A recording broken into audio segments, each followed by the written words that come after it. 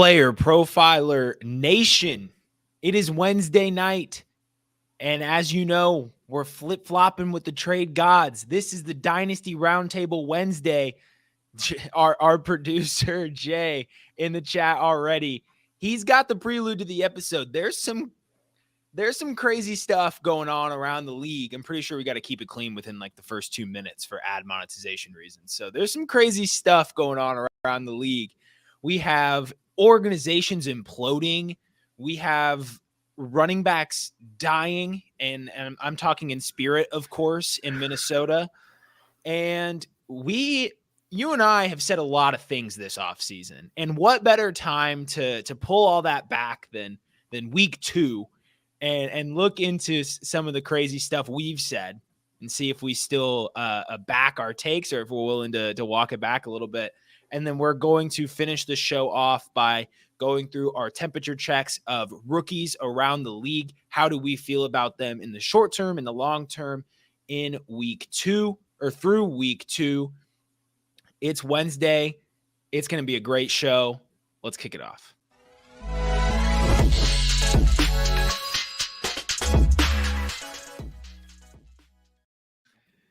Seth DOES. Your team has been circling the news today, and if it weren't for a certain trade, it might be the top headline of the day. We were talking about this pre-show. We decided to just go live and talk about it here. So, Chicago Bears, Justin Fields calling out the coaching staff. Luke Getsy's fired. Defensive coordinator resigned. We'll be up front. We're not going to get into that one. What's on your mind right now? What's going through your head? Is that official? Because I was looking for it and I couldn't find official words. So Luke Getsy is officially fired? I believe so. That's the knowledge I've been working under. Well, I would say this. I'm always a person, probably by my nature, that's willing to give second chances, and that's willing, like, a lot of times hoping against all hope. It's kind of like, if you're a sports fan, I don't think you can't help but be a romantic about your team. And that's certainly how I feel about the Chicago Bears. However, the Chicago Bears, time and time again, find a way to rip my heart out of my chest, right? I mean, the most recent example, drafting Mitchell Trubisky ahead of Deshaun Watson and Patrick Mahomes, the double doink. I mean, we could go on and on, but then they draft this guy named Justin Fields. And it really looks like, organizationally, especially after watching the QB school, especially after watching tape, like, it's a good thing that Luke Getsy was fired. I mean, when you call the same screenplay 3 times in a row, down 3, inside your own, 10 or 15 yard line, I mean, that's the kind of shit that, I'm sorry, we probably already got demonetized for that. That's the kind of shit that, I'll say it again, that you do on Madden, right? Like that you were playing Madden together, and I run the same play 3 times in a row because I'm stubborn and I know it's going to work. Like, and I that it's crazy, and there's evidence out there. You can go check it out. I urge you to do that. Normally, I'm not a fan of a player calling out the coaching staff, and I know Justin Fields he kind of backtracked later on. But that's basically what he did. It's basically what he did. He stuck up for himself, and I was happy he did it. Because, yes, does Justin Fields need to be better? Of course he does. He's not finding open receivers. He's not throwing the ball down the field the way he should be, and he needs to be better. But this organization also needs to be better too. And today was one of the worst days that I can remember as a Bears fan. I mean, we won't even talk, like you said, we're not going to get into the defensive coordinator stuff.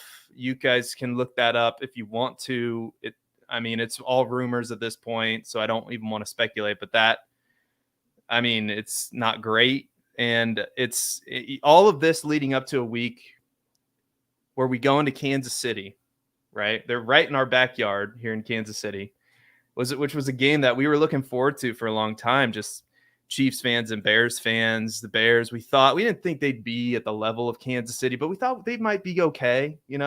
I don't even know if I had playoff aspirations for them, but I thought they'd be a competitive football team. And thus far, it's been one of the most disappointing years that I can remember as a Bears fan. We're only 2 weeks in.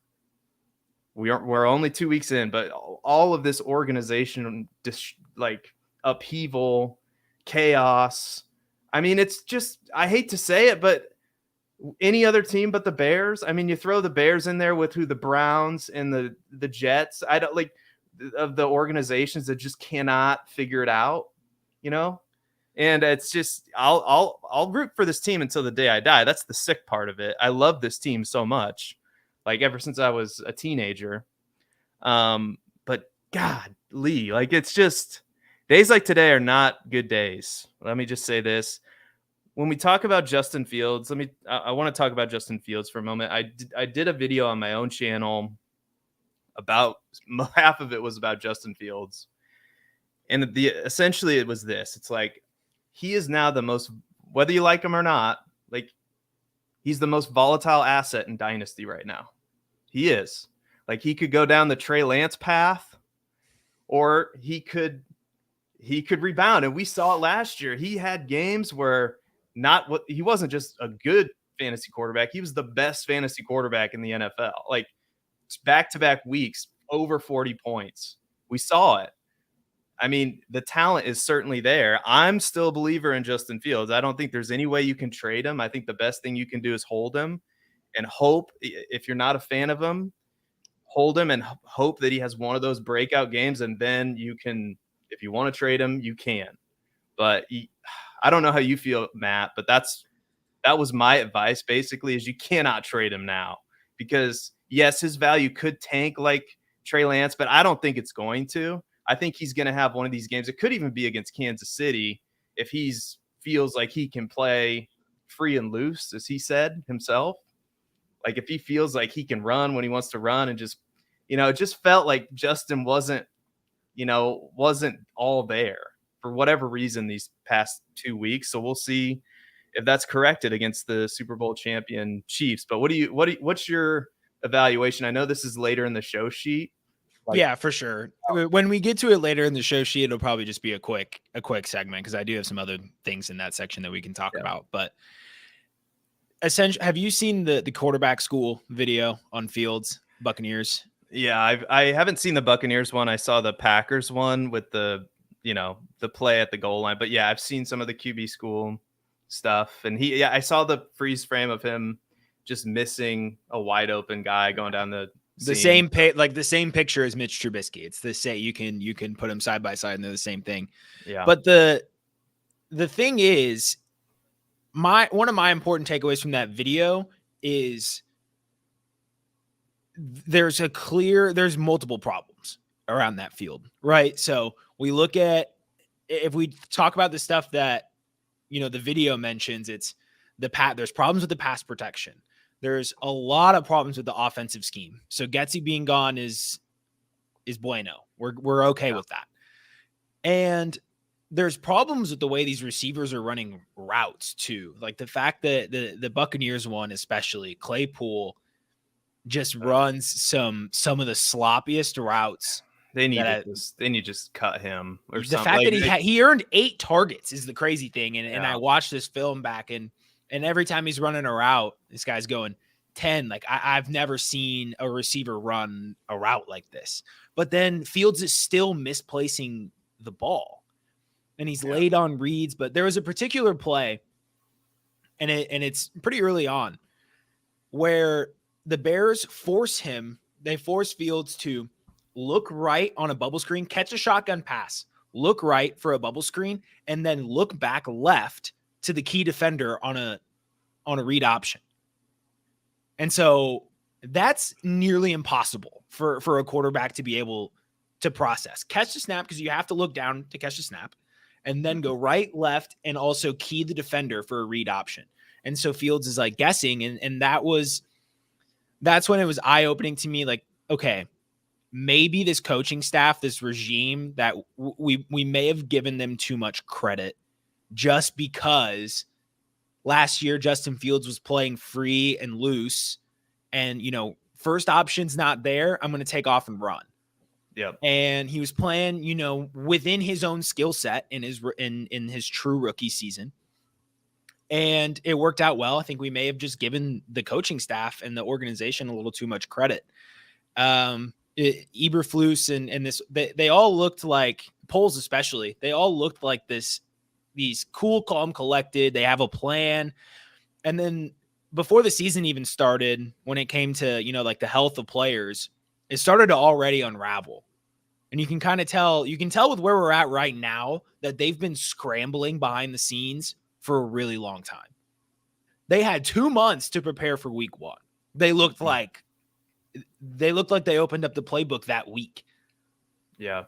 That Packers game was very, very disappointing as a Bears fan. I mean, to give up 38 points and the way Fields played. And I had a lot of faith in Ryan Poles, and I think I still do. I think I'm a fan of most of the moves that he's made, although coming into the season without upgrading the defensive line, aside from a second-round pick and the Ngakoue, like the jury's out on Yannick Ngakoue, if I'm saying his name right. Like he's a pretty good pass rusher, but he cannot play the run. Like he's just right. Like that's who he is, and every team knows it, which is why he went unsigned for a long time. So I would like to think that the Bears, I mean, they have Carolina's pick, and this is why it's so scary in Dynasty for Justin Fields owner, is because we know this is a good quarterback class with Drake May and Caleb Williams, and you better believe that you better throw the Bears in the Caleb Williams sweepstakes, because I looked at their schedule, and if they're not beating Tampa Bay and they're not beating Green Bay, who I don't think Green Bay is very good either. I mean, Atlanta came back and beat them.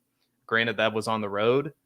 Minnesota doesn't look very good, but the Bears are obviously not very good. I don't see a lot of wins on their schedule, and they have Carolina's pick too, by the way. So they have 2 shots at Caleb Williams, but I'm at the point. So they'd obviously choose Caleb Williams if they got the number 1 pick. So you have to think about that too, as a Justin Fields owner. This team is going to have 2 really high draft picks, probably at least top 10 picks. So they're going to have a choice to make in the NFL draft.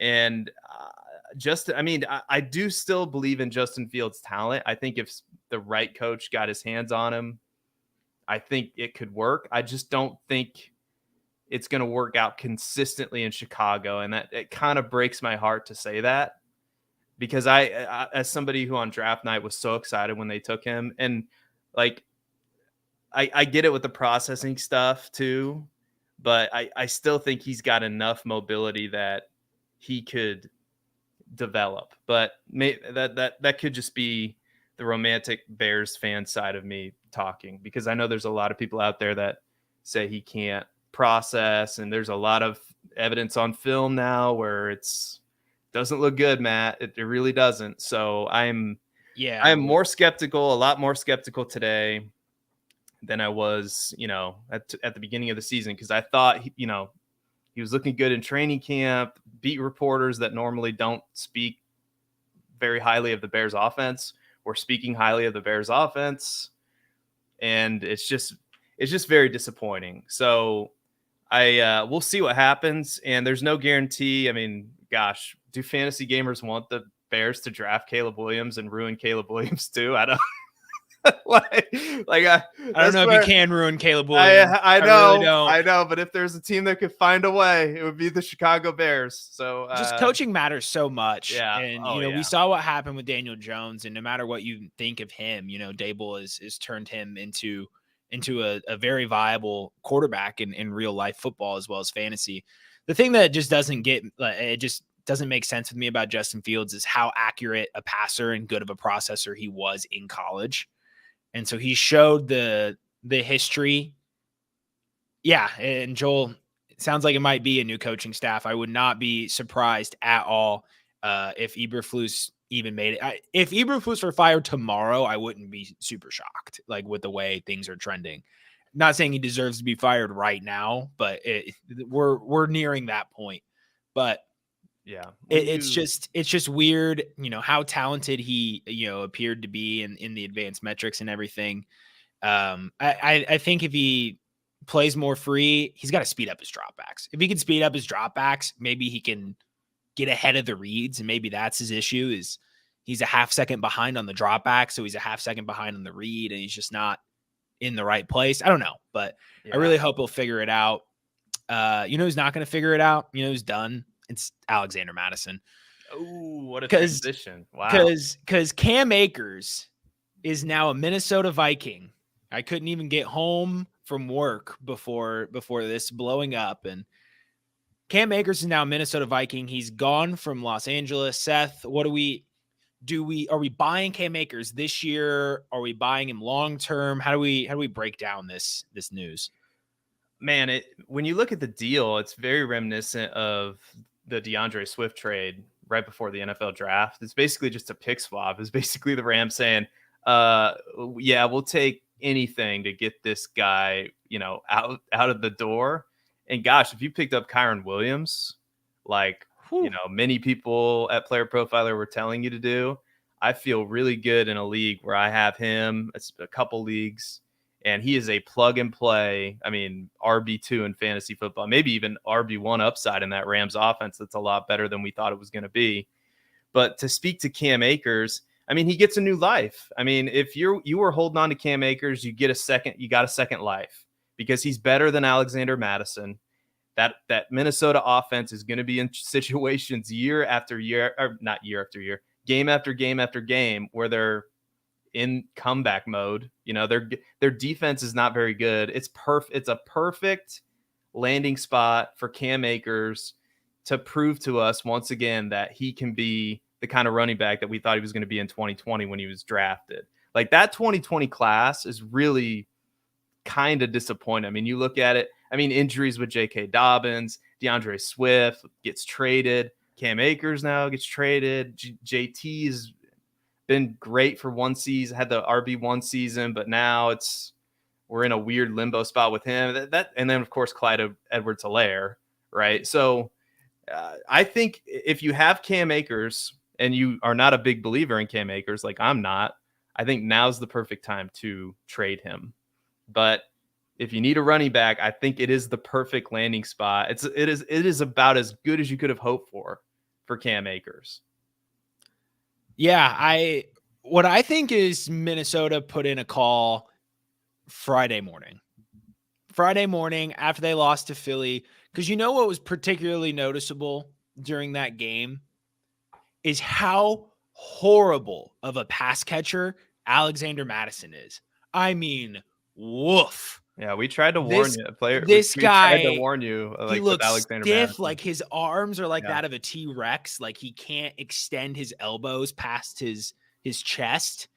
And, he's turning before he catches the ball. I mean, he felt uncomfortable. You could tell like he was just not enjoying being asked of these extended responsibilities that Dalvin Cook was used to, and what they were able to, not have Mattison do in his, few spot starts. They don't have the luxury of being that predictable week in and week out. So I think they needed somebody who had pass catching upside. I don't think clearly they didn't think Ty Chandler had that ability. Clearly they didn't think Dwayne McBride had that ability. And clearly they didn't think guys like Fournette or Hunt had enough juice to be worth their penny. So he gets a cheap asset in Akers for a pick swap. So there's nothing but upside there from Minnesota. I think as soon as Akers can possibly learn the playbook, they're going to start to try and deploy him. And I think if you can sell low on Alexander Mattison, now is a good time to do it, because he just lost a section. He just got siphoned off a lot of fantasy relevant opportunity. And if by some means Cam Akers works his way into that rushing share significantly and even starts taking some goal line carries away, Mattison goes from being a borderline top 24 back to a borderline top 48 back, like real quickly. And so it's Jover for Alexander Mattison. I think now is a great dynasty sell window for Cam Akers. I personally have exactly one share of him. And I believed, damn it. I believed, I used my heart. Yeah. We'll get to more of me doing that later in the show. But yeah, I think there's opportunity for Cam Akers. I just don't want to be the one who bets on it. I am right there with you. This is about as good. If you were holding Cam Akers, this is as good of a situation as you could have hoped for. Because I don't know what Minnesota's deal is. I think they're just trying to become this, like I keep referencing Madden in this episode. They feel like the kid in Madden who just wants to collect all the good offensive players and not care at all about their defense, which is great for fantasy because they're in shootouts all the time. But there's too much pressure on Kirk Cousins to be perfect. And now he can hand the ball off, not to Alexander Madison. He can hand the ball off to an actual talented running back, at least somewhat, with some juice in Cam Akers.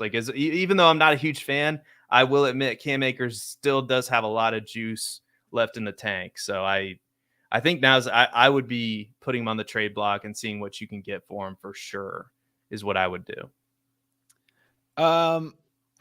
We kind of steamed through our time for the headlines, but real quick, we'll do this in a couple of minutes. I want to recap Monday Night Football.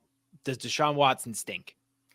My one question for Monday Night Football. Yeah, he might. I think you have to hold him. I think it's a very similar situation with Justin Fields. He's only been playing since week 11 of last year, and he did show us signs toward the end of last season that he was playing good again. And I think it's very similar to Russell Wilson. Like Russell Wilson and Deshaun Watson played really well toward the end of last year, and now to start this year. I know Russell Wilson put up really good fantasy numbers and stuff, but his play was very questionable in that Washington game. And I think you got to hold him. There's nowhere for him to go. The Cleveland's can't move him. They're committed to him for better or for worse. So I think, now they can't really. We love Jerome Ford, but Jerome Ford's not Nick Chubb. They can't really rely on the running game as much as they were. So I think you got to hold him and hope that better days are ahead for sure. But he might. We'll see. He might actually be bad, but I'm hopeful. I'm holding him where I have him. I don't have much of him, but I think I have a share or two. I think Kevin Stefanski's bad. And really? Let me tell you why. And I'll be honest, Monday night, one of the first full Cleveland Browns games I've watched in a very long time. Elijah Moore got 8 targets, which is really cool. But if you watched, you probably found if you're an Elijah Moore owner like myself, because he wasn't catching these targets. Why? Because they're throwing into tight windows on the sidelines. Kevin, look at me, pal. Why are we running targets to Elijah Moore on the boundaries? Get that man into open space. When you traded for him, did we put on the film from his rookie season in the Jets? Did we look at how he was used and how he excelled? I don't want to see another third down comeback route, although that one was completed. But it was completed because it was a busted coverage. The defense let Elijah Moore break off right. But why are we running him out wide on 3rd and 10 and running a comeback on the sidelines? That just doesn't make any sense to me. And then 4th and 10, game on the line. Pittsburgh's been sending pressure all day, pre-snap. It's coming. We draw up a sideline fade to Donovan Peoples-Jones. That's our game plan, right? That's all he's got. He was cooking up nothing. This man was cooking up overcooked minute rice. I don't even know the analogy to put it in, but maybe it was just one game. But when you think about it, go a little meta. Baker Mayfield struggled in the passing game under Stefanski. Goes to, eventually works his way to a good offense with a good coaching staff in LA, looks pretty good, signs with Tampa, who I think their offensive coordinator is really sharp. If you've been hearing some of the pressers and hearing him talk about, the offense that he's running, he looks pretty damn good in Tampa too. And Deshaun went from, Houston, where, obviously he had the year and a half where he sits out, but I don't know, this team looks lost without the run. Not only in they have the talent, and there's no, extended. We're not trying to get extended pockets. We're not trying to get Watson outside of the pocket. I've gone way over my time limit here, but I had to rant about Kevin Stefanski. There's no time limit. I mean, there's only this is like jazz, man. We can ebb and flow, and it's just fine. I love this is good. This is Matt Babbage has done his homework this week. I'm loving this. Like Kevin Stefanski, I have to keep a closer eye on Kevin Stefanski because, to be perfectly honest with you, I really don't care about Kevin Stefanski, but now I have to pay attention because apparently he's not the great, like Matt Babbage is not a fan of his play calling. So yeah, and I'm not going to sit here and say I'm some sort of film expert, but just when you watch the game and you just keep telling yourself like, this doesn't look like the best way to utilize your talent. Yeah. It's just, it's odd. Yeah. I think we've come full circle. Like coaching matters, man. Like coaching's very important, and it's crazy that, and the coach is kind of like the person who gets way too much credit when the team wins and then gets blamed way too harshly when the team loses, because the coach is really, like they come up with the game plan, but the players have to execute. And obviously that the game plan's important, but man, if you have a good coach, Andy Reid, I know Bill Belichick's a little, however you feel about Bill Belichick these days, but he was a really good coach, defensive coach. Kyle Shanahan, I mean, come on. Sean McVay, I mean, with Puka Nacua, I mean, utilizing the talent that you have, I mean, it's so important, scheming players open. So I think, if we have to, I know Matt Kelly's not the biggest proponent of coaching, and affecting fantasy football, but I think it does matter. It matters to a degree, The hard part is that, in moments like this, where it's hard to predict Nick Chubb going down, and thus, the Cleveland game being more predictable and the passing game suffering from that. So it is very important, and it's important when understanding, like, a guy like Brian Dable is a sharp guy, and, we got to be a little bit more optimistic about guys like Daniel Jones. So you got to take it. You got to be careful how much you buy into it, but yeah, you definitely need NFL teams to wake up and start giving the fantasy community a shot at running their teams. Yeah, exactly. Just put PlayerProfiler in charge of running the Bears. Can we call George McCaskey and see if we could, have the Podfather be the GM, and then we can all work under the pod. We could have the draft house set up. So, I mean, we'd have to block out certain stuff because we obviously can't have other teams, watching our draft board and stuff. But I think, we should make a run at this. Like, how some people run for president? We should run for GM of the Bears as a company. You bring up an interesting point. So what if you had to campaign to become the head coach of an NFL team? The fan base has to democratically vote you in. Yeah, there you go. They can also vote to impeach, and that's how mid-season coaching fires happen. Yeah, it'll never happen because of, ownership and whatnot. And they tend to like to hire the people. But I love the thought. So we probably have an ad to run or something, don't we? Or an informative segment. Or where are we at? I don't even. We could do that. We weren't going to do it until the next segment, never mind. We're fine. We're far away from that. I know. That's why I said I went over a time limit. But anyway, if we did run the Chicago Bears, Seth, particularly, you would have some strong favorings. I would too, for a certain running back to end up becoming the starter. So we're going to kick off us looking back at some of our more controversial, depending on where you stand, takes from the offseason. And we'll lead with Seth, who said that Roschon Johnson, rookie out of Texas, was going to lead the Bears backfield by week 6. He even doubled down on it just a couple weeks ago. So 2 weeks in, how we feeling? I wish I would have said sooner. I wish I would have. Yep. I mean, week 6 feels like, oh, really, Seth? Really? You couldn't have.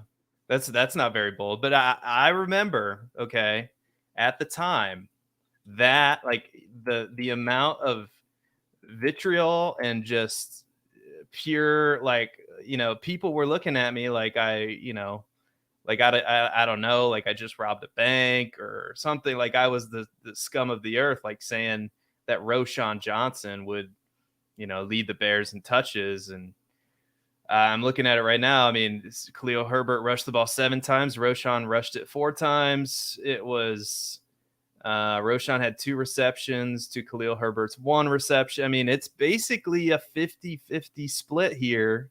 I'd have to look at the snap share just to confirm that. But and when you watch these two players play, I mean, Khalil Herbert's great, but he doesn't do what Roshan does. He's not a pass blocker. He's not as good of a pass catcher. Donta Foreman's like out of the picture now. I mean, he was a healthy inactive in week 2. So he's lost the battle out of all these 3 running backs. So he's kind of a non-factor. He's dust. He's like the stuff on my fingers. He is dust. Well, we knew as a company, I mean, we've been on this for a long time if you've been listening to us, and Roshan is just the most talented Bears running back on the roster. I mean, and he can do it all, which is rare these days. I feel like he can pass protect, which is very important for Justin Fields. He can run routes, and he can run in between the tackles. Like, he can do it all. So we knew this was going to happen. I said week 6. I'm sticking with week 6 before he fully takes over. I think I said either 50 or 60% of the touches by week 6. He's basically at 50% right now. And I know there's some people that I really respect, Matt, that are looking purely at the numbers, right? And I'm right there with you with the numbers. Numbers are important. Looking at stats is great.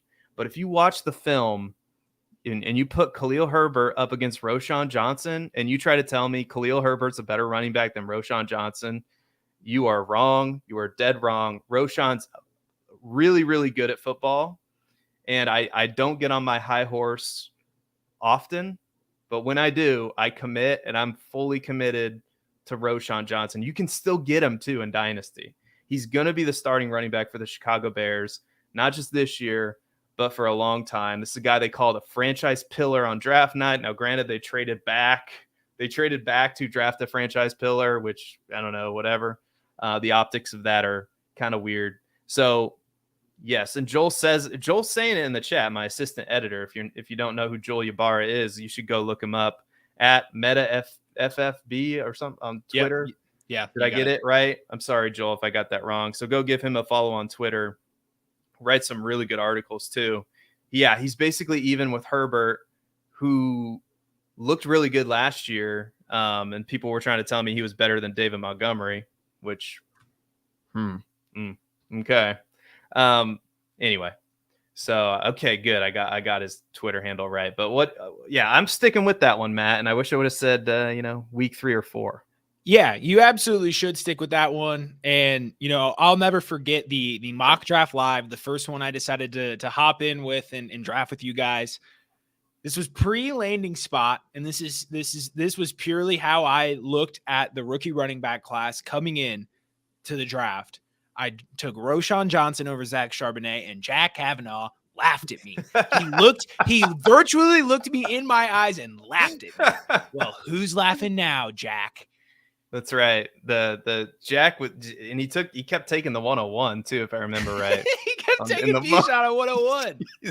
It's not my fault. It's not my fault if you guys don't take the 101. It's like, well, come on, Jack. Anyway. Okay, so yes, I'm just seeing this now. All right, Matt, you said that James Cook was going to have a breakout season. How are you feeling about that 2 weeks in? Yeah, I'm ready. I'm ready to take my lap on that one. Really? You're gonna take your lap? Yeah, I'm gonna take my lap because your victory lap. Not I was. Oh yeah, my victory. Okay, lap, I was gonna say victory. We got the V's up. That was good. I was like, for some reason, I was thinking you were gonna take a lap like you got punished. Like take a lap, you missed a block or something. No, but I did. I totally missed on the victory lap. Yeah, we're taking the victory lap. So and you should. He's RB9 in fantasy points per game through 2 weeks with 0 touchdowns. So My thesis all along, right, was look, they want him to be their main playmaker. And even if he's getting, a minority in the rush share, he's going to be actively involved in the passing game. And so when I laid out the case for James Cook, and you have multiple podcasts where you can go back and look at this, I think the one where I laid it out probably the most cleanly was on the Game Plan with Matty Kiwoom. If you've never seen that show, go check it out on the PlayerProfiler YouTube. Very quality content from Matty Kiwoom. But the median case for James Cook, right, was he has like a 40% rush share and, like a 10 to 12% target share. And he comes away with, barely eclipsing 200 touches. And even then, with just some standard production and standard efficiency, he was going to break his RB 30 threshold that he was set at on Underdog at the current time. We hadn't seen any reports on Damian Harris. And quite frankly, we undersold how important it was that Latavius Murray was signed. This is a back who has been productive as a breather and a temporary starter everywhere he goes. And without Damian Harris reporting to camp healthy yet, they went out and signed Latavius Murray, a very similar archetype. And look what's happening now. They're both cannibalizing the RB2 share in Buffalo. In fact, Latavius Murray has never been out-touched nor out-snapped by Damian Harris this season. They both have a 1-yard touchdown. Cool. Congrats. Not worried about it. Because after the Zeke signing, Ramondre Stevenson and James Cook, in terms of opportunity profile, were much closer than anybody in the fantasy community, even myself, wanted to admit. So 13% target share through 2 games. And he's near the top 12 in most rest of season rankings. He's the guy. And, I'm very happy with this take. I got a lot of pushback at multiple points saying Damian Harris was good. James Cook won't be the rushing leader in the offense, which he is by a vast margin right now. And, I planted my flag. I kept it there, and I'm definitely going to be retweeting a lot of old content as the season goes along on James Cook. No, I think you nailed it. I think the only concern is the red zone work. It seems like they're giving Latavius Murray a lot of that, but honestly, he's catching enough passes. You mentioned the target share. It really feels like James Cook is on the cusp of just, if he isn't breaking out right now, which you said he's RB9. So you could even say that that's a breakout in a really good offense with the Bills. I mean, you nailed that one, my friend. Yeah. So now we're going to go into some maybe a little bit more questionable ones. This one's a little bit tough because one of the players hasn't even suited up yet in 2023, but the other had a big breakout game. So Seth, you said that Marvin Mims was going to outscore Christian Watson in fantasy points per game in 2023. Marvin Mims with 2 huge plays on offense for Denver, and even a long punt return, which didn't really count for fantasy, but it's nice to see the dynamism and the activity in the special teams. So how do we feel about this take 2 weeks in? Well, we'll see. I mean, is Christian Watson going to play this year? I mean, is he going to? He practiced today. He's coming back. All right, so we're finally going to see him, huh? We're finally going to see him. I remember injuries were a problem last year for Christian Watson, so I hope he's fully healthy. I hope he doesn't. I want to, because I want to be right about this. All right. I don't want it to be like an Aaron Rodgers situation here. Okay. I want him to be healthy. I don't wish injury upon anybody, not even Aaron Rodgers. Okay. So I have a 2-game head start right now. Marvin Mims has only gotten 4 targets this year. So our target usage is going to have to go up, or, he did. But the thing is though, the Denver offense, you look at the pieces of it. I mean, Cortland Sutton is not a burner. Jerry Jeudy is not they kind of need Marvin Mims. They kind of do. So I think he's going to be on the field quite a bit. And I think I really have a shot at this. We'll see how Green Bay utilizes Christian Watson. My guess is he's going to be the first read on a lot of plays. So I'm up against it. I will admit that. We will see. But do you remember what I kind of backed off my initial position, or no, I didn't back off my initial position. I thought about saying that Christian Watson wouldn't lead his own team in fantasy points. You I totally around with that thought. I almost did that. And now I kind of wish I would have gone that route instead, to be honest. I mean, we'll see how they utilize the receivers once he comes back. But Jaden Reed is off to a hot start too. So, I mean, if you stuck with Player Profiler, I mean, you probably have Marvin Mims on your dynasty team. You probably have Jaden Reed on your dynasty team. You have Roshan on I mean, think of all the hits like in round 3 in your dynasty drafts, late round 2, round 3, that look to be, at least right now, really, really solid contributors for you for a while. I mean, they look like they're set up great. So I got a shot at this Marvin Mims. I'm sticking with it. Okay. I'm sticking with it. I'm not admitting defeat yet, because I still do think that there's a chance that Jaden Reed also, we'll see. I'm interested in this week 3 game if Christian Watson plays. We'll see how he's utilized, but I think I got a shot, man. I think I got a shot. You said it there at the very end. It's how he's utilized. And I'm going to be honest with you. I still don't think you got a shot at this. Okay. Now, 103 yard in a touchdown game. Yep. That's certainly going to help you, but 2 catches. So that's a 19-point performance. That's in Christian Watson's wheelhouse to do weekly. So yeah, this is an interesting angle because we haven't seen any of Christian Watson, but who we have seen is Jordan Love. And surprise, not on the show sheet, but I'm going to hit you with it anyway. You said that Jordan Love was a bust and that the Packers were going to play all slow. Well, Love is on pace for like 430, 440 pass attempts, which isn't, top of the league, but it's certainly not the sluggish offense that you were kind of envisioning. He's thrown 52 passes in 2 games. I'm pretty sure that math adds up. I mean, his QB 420, if 25 times 17 is 425. So he has thrown the math is right there. Yeah.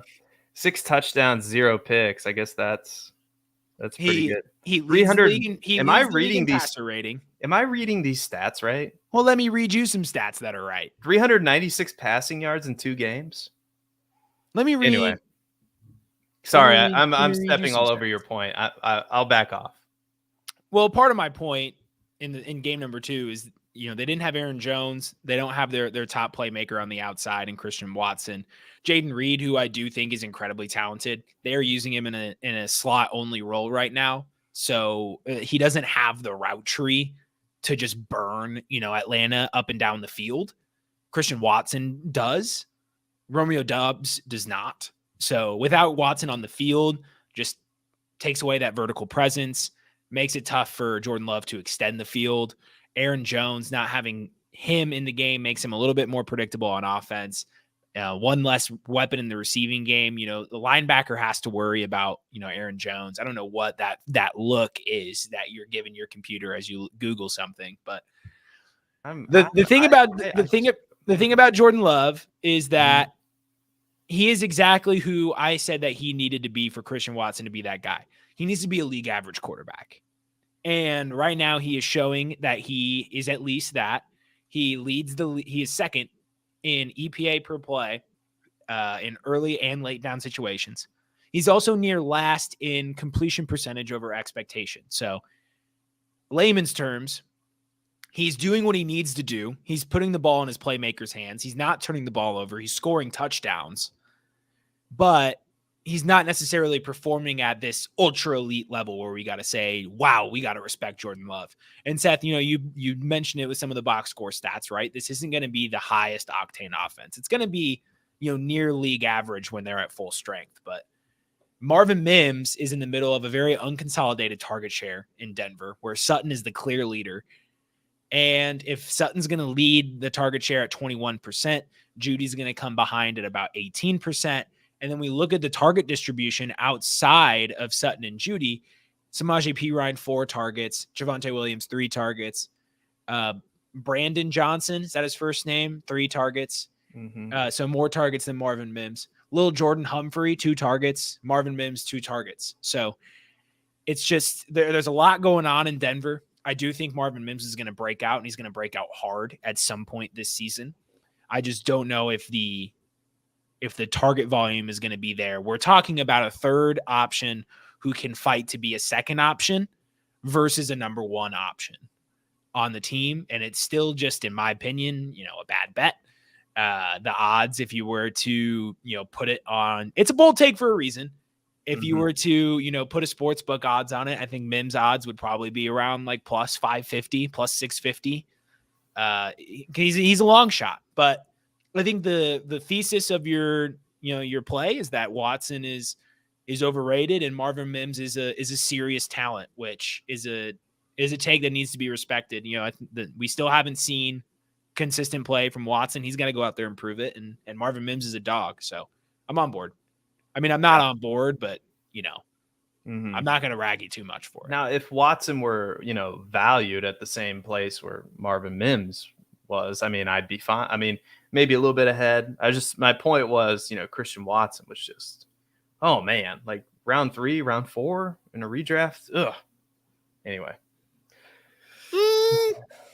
I don't know about that. Maybe. I mean, I don't know about that. I don't know. We'll see, Ed. We'll see. I still think if there were rumors, you remember me mentioning that there were rumors Judy, Sutton, I think mostly like Sutton was on the trade block before the draft. So we'll see. This Denver team is weird. So we'll see. I know he's not fully healthy, but still, it's just, I don't know. It's just bad vibes. I think some shaking up. Like, I think they're going to shake up that roster before the trade. I have a feeling, and that might help out Marvin Mims. They're already saying they're not getting the play call in fast enough, and there's weird things going on in Denver. Yeah. All right. So what's your next one here? Oh, no. It's a bad one. Oh, no. So Matt drafted Justin Fields over Lamar Jackson and Trevor Lawrence, and I'll stand in this corner with you. That I was in full support of this pick when you made it. It was bold, but in a Superflex Dynasty startup that we did for the Dynasty Roundtable, Matt took Justin Fields over Lamar Jackson and Trevor Lawrence, and that doesn't look good. It doesn't look good right now. It doesn't look good. No, unfortunately. I mean, I have no words. I mean, we talked about it at the open of the show. I have no words for this Bears offense. I mean, the offense. I mean, if you would have told me the offensive coordinator's fired 2 weeks in, that's got to be a record. I mean, that's incredible. Yeah. I mean, hasn't been with the team for, I mean, just a full season. Like they run the same play 3 times in a row in a critical situation. I mean, it's crazy. It's crazy. I have no words for it. So I didn't necessarily think that was going to happen. And I thought Justin Fields would be, better set up with DJ Moore and an improved offensive line. By the way, Braxton Jones went on IR today, or I think yesterday or at some point with a neck injury.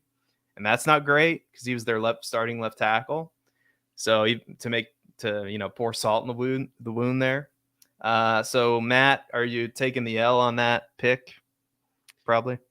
Yeah, I'm definitely ready to take the L on that pick. And the thesis of the play there was, look, this was a guy who was a top 5, top 1 through a certain stretch quarterback in terms of fantasy points per game, and I expected the offense to take a step forward where there'd be some designed runs, but a little less free form.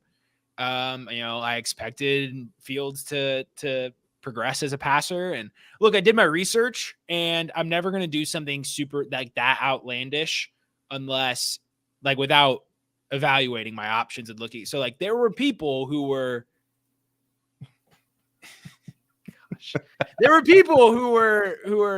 kind of on my side there in terms of being bullish on Justin Fields in Dynasty Superflex startups. And you were on my side. And, I've said it once, I'll say it 1,000 times. To me, fantasy football, I want to win, but it is that, a game. And I just can't help myself. Every time I say, especially with dynasty startups, I say, look, you got to be less risk averse. You got to be willing to just take what's there. And every time I'm like, but like Fields, like 25 fantasy points per game, DJ Moore. I know it should have been. It should have been. And I let my mind run because at my core, I'm still just a stupid pea-brain football fan. And I let that side of me take over a lot because go for it. Because it's fun. And when I put together a roster, it's not like I don't like Trevor Lawrence and I don't like Lamar Jackson, but when I put together a roster, I truly want to go out there and root for that team when I watch it every week. And Justin Fields is a guy who's electric, and I wanted to be, a part of that. So I am willing to. This is actually true. He did tell me he would trade Herbert for Fields straight up before the year, and I was not going to do that because full transparency, Dad, I was not going to do that to you because we'd be sitting here and I'd be saying I shipped off Fields, and then he'd be in the comments saying, you swindled your own father. And then that's a real lose-lose for me. So, but you know what? I looked on a little app called the Dynasty Dominator app.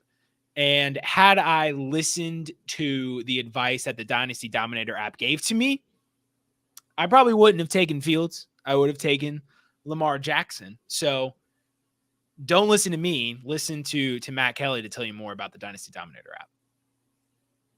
Now, I know many of you are looking for a secret weapon for your Dynasty League, and I have it. It's called the Dynasty Dominator app. You go to the App Store, go to Google Play. It's right there. It's $5 to download, and then every year it's $5 to load the next incoming class of rookies. You can add Superflex, add tight end premium. It's incredible because it allows you to look up players. It allows you to vote on whether a player is a buy, hold, or sell, and then see the market sentiment on that player. And you can compare their lifetime value rating from PlayerProfiler to their Dynasty ADP at the FFPC, all in the price lookup tool. And beyond that, we have a trade analyzer, so you'll never lose another Dynasty trade again. And in our settings, you can set this is a win now team, this is a rebuilding team, and then we let you compare players. Look at their metrics side by side, prospect metrics, NFL metrics. It's all there. It's $5 in the App Store. There's some add-ons for Superflex and to buy the upcoming rookie class. Every year, you're going to spend $5 on this thing, and it's going to be well worth it. It really is well worth it. We try and fight the battle of sounding, like we're, just constantly plugging our own products, but we eat at our own kitchen, and the takes that we give, are because of the insights that we're able to gather through the tools of Player Profiler. Said it best right here. All in package is the best way to dominate your leagues. Jamie's been using it for years. It's how champions are built. And we do love in-season Dynasty content. You will be hard-pressed to find better Dynasty content. But, Seth, let's give credit where credit is due. The Sonic Truth Dynasty podcast, not the Sonic Truth Dynasty Focus podcast, as Alan Seslowski likes to say. The Sonic Truth Dynasty podcast returns on Friday. Theo Greminger, Alan Seslowski of RotorWire, and Matt, the Podfather Kelly, bring you the best Dynasty content in the fantasy football landscape. Returns this Friday. Do not miss it. Sonic Truth Dynasty podcast here on the Player Profiler YouTube channel. Seth, it's time before we close out the show. There are way too many rookies to do in depth, so maybe we can just steam through as many as we can here. We're going to do a little rookie temperature check. 2 weeks in, how do we feel about these rookies? Let's start with receivers, and go with JSN. Look at it. He's gotten 11 targets. He's on pace for about 90, 95, if you extrapolate that out. So that's about where we thought he would be. I think we were a little bullish thinking that he would, some people thought he would overtake Tyler Lockett and, DK Metcalf. And I think maybe in hindsight, if we could have a redo, we might say, well, he is going to be the third option. He's going to be the third option on a really good offense in Seattle, I mean, it's going to be great. Jackson Smith and Jigba is going to be great. I just don't know if it's going to be this year. Because right now you're kind of borderline. Do I start him? Do I not? Like, it's so tempting, but you probably have better options. Honestly, I have him in a league. I don't think I've started him once, in either week. I love the talent. I still think he's going to be the best wide receiver in this class. And I know Zay Flowers is great. So that's how much I believe in Jackson Smith and Jigba. I will be feeling out some offers for JSN and Jahmyr Gibbs, both, because those are two players that you look at their usage and fantasy gamers are probably disappointed by it. But we probably should have known. We probably should have seen this coming for JSN. That's kind of where I'm at. So I am buying in Dynasty 110%. Because Jackson Smith and Jigba is a fantastic football player. So I have no worries going forward. But for this year, it might be hit or miss. I mean, he's probably going to have a few good games that get us excited. But now's, I think, a buy window for him for sure. Yeah, absolutely. This is probably the best case scenario for anyone who wasn't able to draft or trade for Jackson Smith and Jigba in the offseason. This is the perfect buy window. And yeah, he's the wide receiver 3 and probably will be for the whole year here in Seattle, but he is still the wide receiver 3 on a very pass heavy offense. So 5 targets and 6 targets. So he already has a sustainable role. The only issue though is, do you know where he ranks in terms of average depth of target among receivers? It's so low. Is it dead last? Oh my God. If it's not dead last, I promise it's like next to last, but it is near the bottom of the barrel. So his usage so far has been frightening. And, we know that can't necessarily last, or it shouldn't last, because we saw what he did in the preseason, and we know he's not incapable of running downfield routes. He has probably one of the most pro-ready route trees coming into the league that we've seen in a long time. So this is a talented guy. Ray G said it best on Theo Greminger's press coverage earlier today. We jumped the gun on thinking that Jackson Smith and Jigba was going to push out either Tyler Lockett or DK Metcalf right away, especially with Geno Smith and the connection that he was able to develop with them over the course of more than a full season. So Geno Smith has, like a season and a half of experience with those two players. He was not going to just start heavily targeting this rookie, but long term we're in. There might be a redraft buy window, but it's just tough where he's at right now. You got to bet on upside, and the owner who drafted him is likely not dropping him, or they're holding on to him for the same reasons that you're trading for him. So it's going to be tough to get a deal done, but sky's the limit for this kid still. Another receiver down the list who's not struggling to get targets early on is Zay Flowers. Zay Flowers, I'll start this. I'll kick this one off. Zay Flowers is that dude. Yep. And if you ranked him ahead of Jackson Smith and Jigba in your receiver rankings, I don't think right now anyone can refute you there. And even if JSN, no matter what happens with JSN, if you ranked Zay Flowers as receiver 1 in your rankings, I think you can stand by that, because he's electric. He fits so well in this offense, in this scheme. Todd Monken, when they got a hold of Flowers, he was probably just ecstatic, because you could tell how well he fits, and they're clearly already forming a game plan for his talents. He's already being used in the rushing game. So as his talents develop and as he gets more comfortable in this offense, his usage is only going to get better. And he's a buy high for me right now. Redraft, Dynasty, I don't care where his value is. I truly think we're still at the rising action, if we were going to put it in terms of a storybook. He has not reached the climax yet. He's still in the rising action. His value is going up. So I'm all in on Zay Flowers. What do you think? Couldn't have said it better myself. If we extrapolate out his targets for the whole year and his usage right now, it's 128 targets in this offense. I know he played a game without Mark Andrews, but that's crazy usage for a rookie. That exceeds anybody's wildest expectations for what Zay Flowers was going to be in year 1 with Rashad Bateman there. They sign Odell. I mean, he's he's the best receiver on the team, minus Mark Andrews. I mean, already. I mean, we saw it in preseason training camp. He's a buy high 100%. He's going to be so good on your fantasy team for a long, long time. So Zay Flowers, yeah, I am all in on Zay Flowers. This rookie class is really shaping up very nicely, because I'm looking at this list and I don't really have anything bad to say, I think, about most of these players, especially in the receivers department. And Puka Nakua is not on the list. I mean, everyone in the world's talking about him, and at this point, it's a known commodity. He is the real deal. You just don't earn that much targets in your first couple of games, so we don't even need to rehash that. But I am interested, what you think about Jordan Addison. He's somebody who's flashed, but really only on 2 big plays all season. So where do we stand with Jordan Addison currently? I'm good with Addison. I'm not as big of a fan. If I had to rank these receivers, I mean, it's close, but I'd go JSN, Zay Flowers, and then Addison as number 3. You're right. In this offense in Minnesota, he will get more opportunities, I think. But clearly, I mean, he's kind of in the same boat as JSN, really. I mean, the top 2 pass catchers are obviously Justin Jefferson and TJ Hawkinson, right? And then you throw in KJ Osborne in there, who's going to get some time too.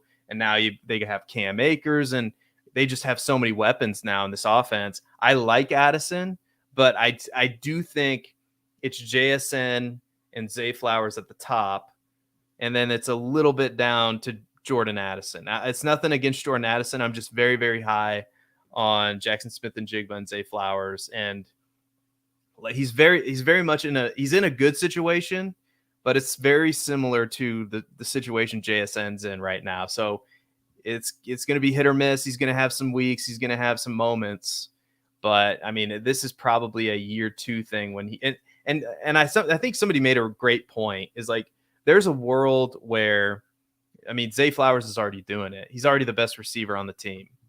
Like, Jordan Addison's never going to eclipse Justin Jefferson, like, as the wide receiver 1. Like, he's going to be the wide receiver 2 on that team, best case scenario, right? JSN, likely same story, although there's a world where he gets more targets than DK Metcalf. I think that's possible in year 2 and 3, potentially. So that's kind of where I'm at on Addison. I don't hate him, but I'm not necessarily all in on him, and he's never going to out target Justin Jefferson. And we know Justin Jefferson's going to be there for a long, long time. Yeah, I think the cool thing about all 3 of these receivers is that we're already talking about them, as being these incredible talents. We really have not seen the full potential of any of the 3 of them yet. And that's what's really awesome. Now, you make the correct point about Addison, where it's just going to be tough for him to carve out that fantasy relevant role each week. And it's going to be borderline harder than JSN because of how tight that target distribution is between TJ Hawkinson and Justin Jefferson. And we look at the game log from Minnesota, Philadelphia, Thursday Night Football. Jordan Addison did have 5 targets, but he was 4th on the team. I'm sorry, 5th on the team. It went Jefferson, Hawkinson, Osborne, and Madison at 6, and then Jordan Addison. So he's 5th on the team in targets, and he's got an upward path ahead of him. I think he, within the next few weeks, probably surpasses KJ Osborne for the 3rd role. But KJ Osborne is talented, and he's not just going to go away. So, long term, I don't know if I've necessarily seen enough. I definitely haven't seen enough to be certain, but I know I've seen enough to have Zay Flowers over Addison for the foreseeable future. But I think the floor and ceiling of all 3 of these receivers is so high. They're all studs. And if, the struggles of Addison to get, significant opportunity in the offense is going to drive down his price, absolutely going to buy. Because at the end of the day, he's an incredible talent who's going to be, relevant in this passing offense. So I'm willing to buy there. We already talked about Marvin Mims, so we won't touch on him much. Jaden Reed, we kind of touched on. We're both in on Jaden Reed, both in redraft and dynasty. So no surprises there. Going to RBs, we're in on Roshan. We've made our points clear there. Are we freaking out over bench guys like Charbonnet and A-Chain not really getting any touches? I have Kendre Miller on the list as well, but he's been injured and not in the lineup. He'll get his shot this week. But how do we feel about some of these running backs we haven't even really seen yet? Well, I don't have much Charbonnet. I was never big on Zach Charbonnet, so honestly, I'd be open to trading him. I just don't see it with Zach Charbonnet, and I think as long as Kenneth Walker's there, he's going to be a handcuff at best. I know he's a pass catcher, but he doesn't look like a fluid pass catcher to me when I watch him play. It just, I don't know. I don't see it with Zach Charbonnet, so I've never been in on him. I am interested in Kendre Miller. I think that there is an opportunity this week with Alvin Kamara still not ready. I mean, he's still serving a suspension. Jamal Williams is dealing with an injury. I mean, it's really between him and Tony Jones this week. So it's going to be interesting to see how they use Kendre Miller if they do this week. I'm very interested in watching that, just like I'm interested in seeing, the Christian Watson usage. I got my eyes on what some of these things, but I'm still very much in on Kendre Miller because it's an injury. Now, A-Chain is a different story. Like A-Chain, we knew he was undersized. We knew he was an electric pass catcher, but I was never really fully in on Devon A-Chain either. So I'm very worried. I'm almost completely out on Charbonnet. I'm getting close to being out on A-Chain. I still want to give it some time to see exactly how they use him because they did draft him really high. So we'll see what happens and if they have a plan for using him. I mean, we know that Jeff Wilson and Raheem Mostert aren't necessarily the perfect image of health. So there could be an opportunity for him there. But I am still very much in on Kendre Miller. He's my favorite out of those three. Yeah, Charbonnet, I don't know. A 2-minute timer will do this to you, and like just looking at fantasy rankings. But like I panic picked in my home league, and I have Charbonnet on one roster, and like now I'm just sitting like, okay, now I just know if I drop him to pick up somebody on the waiver wire, someone with less injuries is gonna stash him, and he's gonna end up getting a role, whether it's through injury or whatever. So like I don't know what I'm doing there. I don't love. I mean, it seems like it's over year one, unless Kenneth Walker has to go down. And it seems like even then DJ Dallas is going to be involved in this offense. It's not looking good for Charbonnet, albeit he did get more involved last game, especially in the passing game. So, maybe this is a situation where, the coaching staff, they truly did love Kenneth Walker and they weren't going to, force a guy who's not necessarily, ready to take all these touches in. I don't know. A-Chain not getting, beating out Salvan Ahmed after being, fully healthy is shocking. Yeah, that is bad. Yeah. It's certainly not a good signal. My takeaway from that is if Jeff Wilson comes back, before A-Chain has a few weeks to maybe figure it out, it's over in year one for Devon A-Chain. At that point, if he doesn't flash it all year one, third round draft capital for a competing team is not necessarily that expensive. So they'll run it back and just draft somebody else. So, and then with this upcoming year's draft class at running back, with it being a weaker class, I could see some really talented guys slipping to the second and third round. And, Miami could be looking forward to next year already. With Kendre Miller, I'm excited to see what he's got. My only issue is that it's tough for me to see this being a Kendre Miller week. He comes off this meniscus tear, I believe it was, in his knee, and then, or maybe it was an MCL tear. It was something, something at his knee. Comes back, hamstring issue. Comes back from that, knee sprain. Comes back from that, hamstring issue. And so a lot of these injuries that happen, I'm blanking on the phrase. I'll call it a compound injury because it happens after you recover from one injury and you're not quite there, or you're not quite trusting that leg, and you compensate, you get hurt from that. It's not good that Kendre Miller's been fighting all offseason in his rookie offseason through lower leg injuries. So it just doesn't look good coming back from a hamstring and a knee sprain. Tony Jones was fine. This is an offense who is willing to lean on Derek Carr in the passing game. So I don't see them necessarily forcing Kendre Miller into, long down and distance situations, 2-minute drill, goal line. I don't see them deploying him in all of these facets. It's probably going to be, much more Tony Jones than we want. So realistically speaking, I think we might be jumping the gun on Kendre Miller out of excitement, but willing to be wrong there. I think Alvin Kamara is a top 15 back when healthy. So I don't think Miller's going to be a huge producer, but not totally out. I'll close real quick with a couple quarterbacks. Yeah. What do we think of these quarterbacks here? We got Bryce Young, CJ Stroud, Anthony Richardson.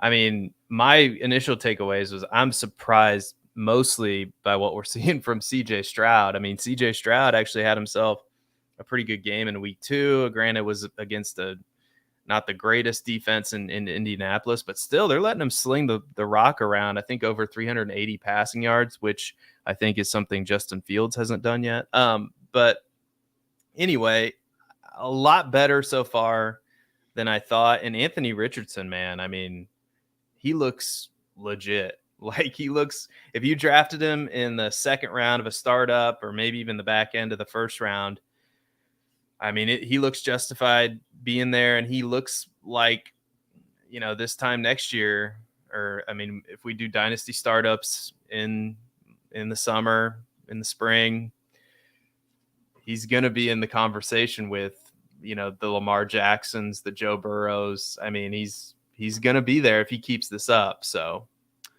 yeah, A-Rich was Superflex 101 all along. I drafted him that way I believe I was 102, but I still got Richardson. He was my 101. I was trying to trade up to the first pick to just make sure I secured him. But yeah, I mean, sometimes I don't know what it is. And sometimes you're right on this and sometimes you're wrong. But when you just watch Richardson, his poise and the way he delivered the ball, you knew it wasn't perfect, but I just had that feeling like he's going to figure it out. Like this kid just has it. He wasn't throwing to anybody spectacular at Florida. So you have to sometimes just not rely on these college, box score metrics too much, these completion percentages. But he definitely put all those concerns to rest.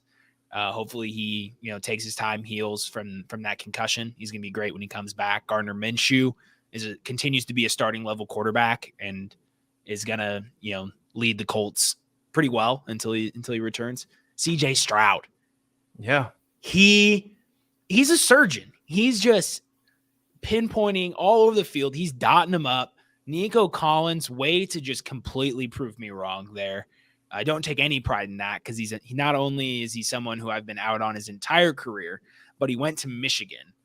And I just, I hate most people that go to Michigan. Yeah.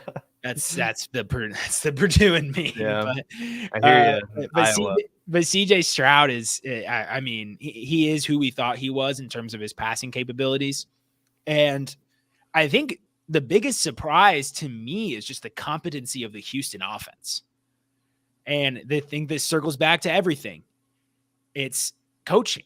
DeMeco Ryans is a coach. He's a leader of men. They are surprisingly a somewhat centered and organized organization right now. And they look the part when they step out there. Look, they lost by 11 at home to Indianapolis, and they're 0-2. But I think through 2 weeks, this Texans offense in particular, passing offense in particular, looks much better than we thought it was going to. And a lot of it is because of Stroud, but clearly the people in the front office in Houston have their shit together. Yeah, except for giving up their first round pick next year. Yeah, that was ridiculous. But in terms of how they're utilizing the people that they do have in the building on offense, they're doing a really good job of it. They're not forcing the issue on Dameon Pierce running. They know that's no good because Dameon Pierce stinks.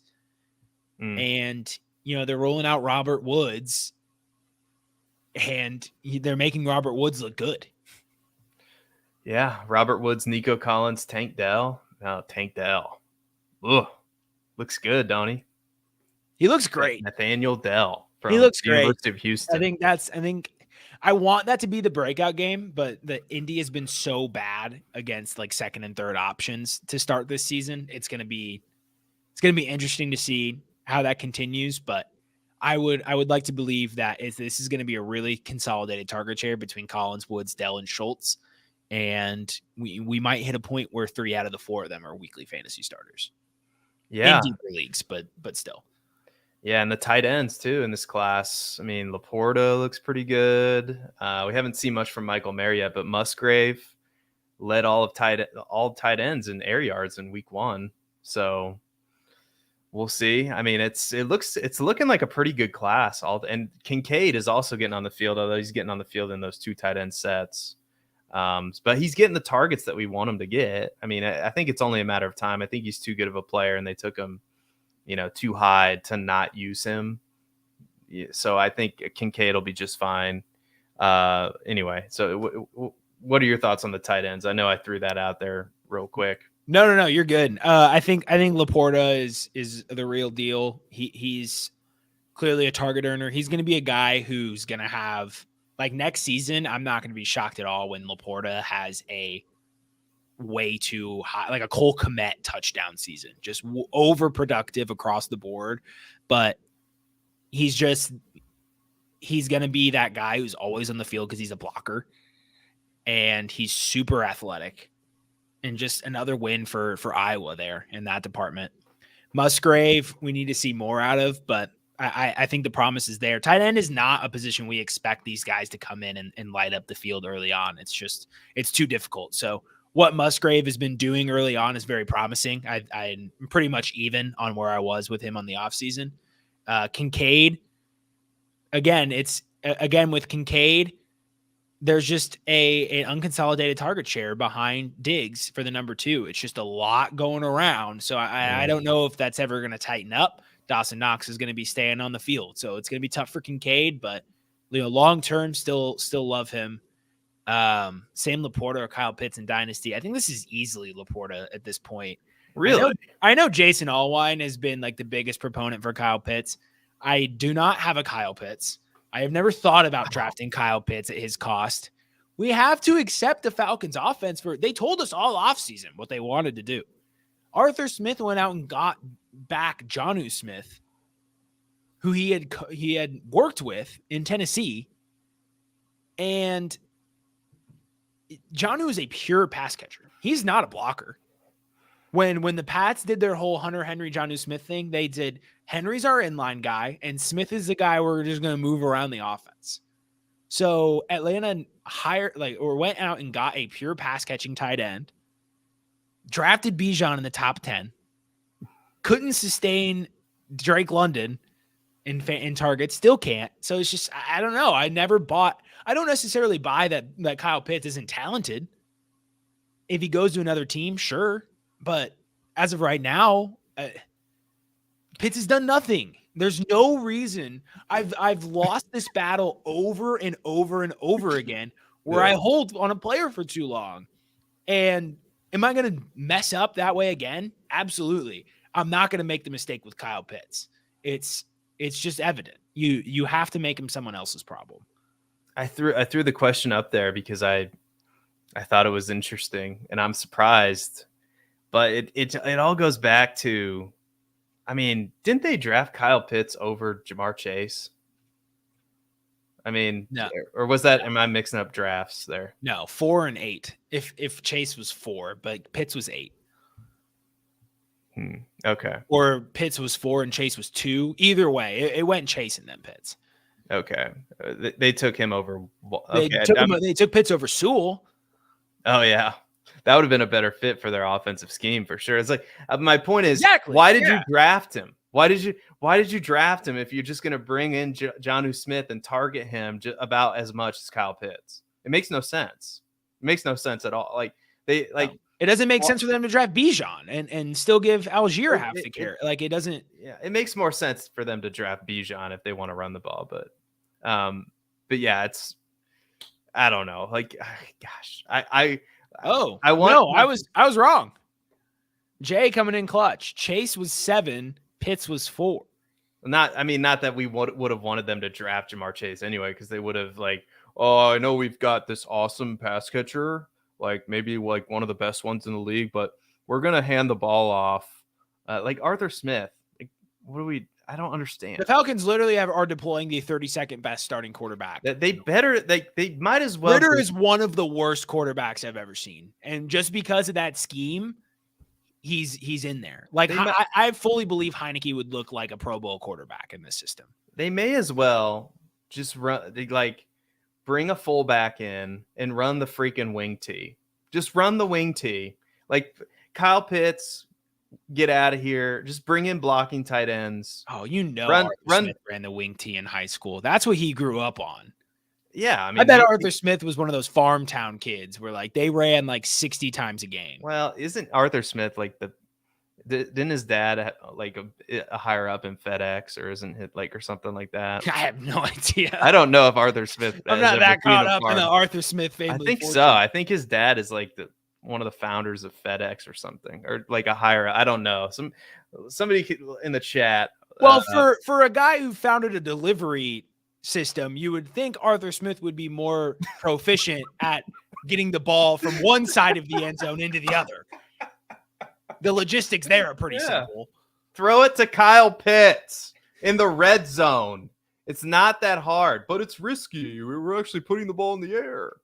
It's like, yeah, I know it's football in 2023. It's amazing how that happens. Like it's much more efficient if you can do it properly to like the most athletic tight end. So the point is, I don't want to answer that question, but I think I'd choose Kyle Pitts just because I'm probably an idiot. I don't know. Like Kyle Pitts is so good. I don't know why Atlanta is holding him prisoner. Like they just hate fantasy football, I guess. I don't know. I don't know what to say. They do indeed. So well, anyway, it took us an hour and 15 minutes, but we finally went off the rails like we usually do. So yeah, kudos to us for sticking to the flow of things for as long as we did. But you got anything to plug this week, Seth? Yeah. Go check out our article section. We have weekly articles regarding any topic that you want. We have Dynasty, DFS, obviously redraft. Theo published his waiver wire article, which I highly recommend that you read before you put your waiver claims in on Tuesdays, or you put them in on Wednesdays. His article comes out on Tuesdays. So it's all free. Go there and you make yourself better at fantasy football. You can follow me on Twitter at Seth_DIEWOLD to get my, crazy Bears takes and fantasy football advice. And then I've got a YouTube channel as well. You can same first and last name. I put a video out today about Justin Fields and some running back injuries, kind of some strategies that you can use to fill those running back holes. So those are all my plugs, and I'm probably forgetting something, but Matt, what do you have to plug this evening before we get off the air? So my weekly article, the everything you need to know about this week in the NFL article, is going to drop on Friday. So I'm going to write that actually right after this show. So now that we're 2 weeks in, have a little bit more information to work with. So, as the season goes along, this article is going to change and it's going to get more in depth. So tune in for that, playerprofiler.com/articles on Friday. You can check that out. You can follow me on Twitter at Babbage_Matt10, where you can get my updates on articles, this podcast, and many other musings. And I believe that's all I have. So Seth, would you like to carry us out with your famous words? Yep. I don't know, man. I feel bad. Like, can I do like 2 minutes on Aaron Rodgers real quick? Sure. Take it away. All right. So we all know that Aaron, like we close out the show by saying nobody cares about Aaron Rodgers. And like, I kind of feel bad. Like I don't know if I do care. I want him to recover. Right. I want him to come back, healthy. I hope he plays next season so we can do all this whole thing. We can do it all over again.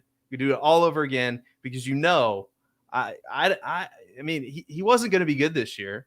We all know. I mean, that he wasn't going to be good.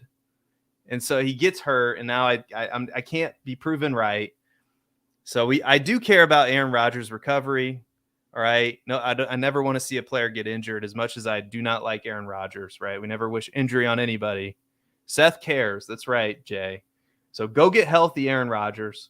Go get yourself right for the not playoffs that the Jets are not making while they have Zach Wilson on the team. They're not making the playoffs with Zach Wilson. Sorry. I don't care how good the defense is. And get right for next year. So I can say one more time that nobody cares about Aaron Rodgers. Nobody cares about how many drugs that you smoke in the offseason. Go smoke them all, Aaron. No one cares about your speed bridge, Aaron. Go date another actress. January. Go date another actress that nobody cares about. Shailene something. What's her name? Like Chuck. We had a better opportunity to end the show than we're no, stumbling on actresses. This is my thing. I had a whole thing, and this is how we do things around here, Matt. It's not. These are the moments this show lives for, and I'm here to produce them for our dedicated audience. So come back healthy, Aaron, because nobody cares about you.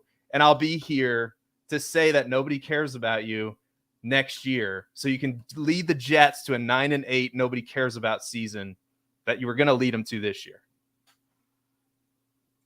Hey, I want to take a moment to thank you for tuning in. It's important to me that all of our media be free. This is only possible because of you allowing a true independent sports media enterprise to thrive unlike any other in the business. So please subscribe to the All In Package to continue to make all of this possible, to ensure that all of our stats, information, data, content is available to you, especially you, the people that get the site and get the show.